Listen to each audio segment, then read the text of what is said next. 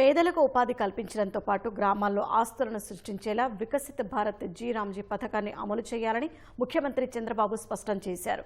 కేంద్ర ప్రభుత్వం మహాత్మాగాంధీ ఉపాధి హామీ పథకం స్థానంలో తెచ్చిన వీబీజీ రామ్జీ పథకంపై ప్రజలకు, లబ్ధిదారులకు వివరించేలా కార్యాచరణ సిద్ధం చేయాలని సూచించారు. స్వర్ణాంధ్ర సాధనకు జీ రామ్జీ పథకాన్ని వేదికగా చేసుకోవాలని నిర్దేశించారు. ఉండవల్లిలోని సీఎం క్యాంపు కార్యాలయంలో ముఖ్యమంత్రి చంద్రబాబుతో మంత్రి కందుల దుర్గేష్, బీజేపీ రాష్ట్ర అధ్యక్షుడు మాధవ్ భేటీ అయ్యారు. జీ రామ్జీ పథకం అమలు, దాని ద్వారా పేదలకు ఎలాంటి మేలు జరుగుతుందన్న అంశంపై చర్చించారు.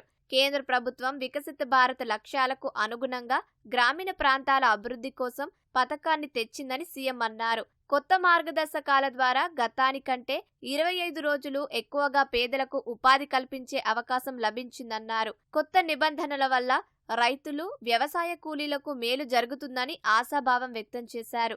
నరేగా పనుల్లో టీడీపీ హయాంలో మాత్రమే ఆస్తుల కల్పన జరిగిందని, గత ప్రభుత్వం పూర్తిగా నిర్లక్ష్యం చేసిందని ఆక్షేపించారు. జీ రామ్జీ పథకాన్ని పక్కాగా అమలు చేయడం ద్వారా గ్రామాల్లో పెద్ద ఎత్తున అభివృద్ధి కార్యక్రమాలు చేపట్టవచ్చని ఆకాంక్షించారు. చేపట్టబోయే పనులపై గ్రామ సభల్లో చర్చించి తీర్మానాలు చేయడంతో పాటు ఆన్లైన్లో పెట్టాలని చంద్రబాబు సూచించారు.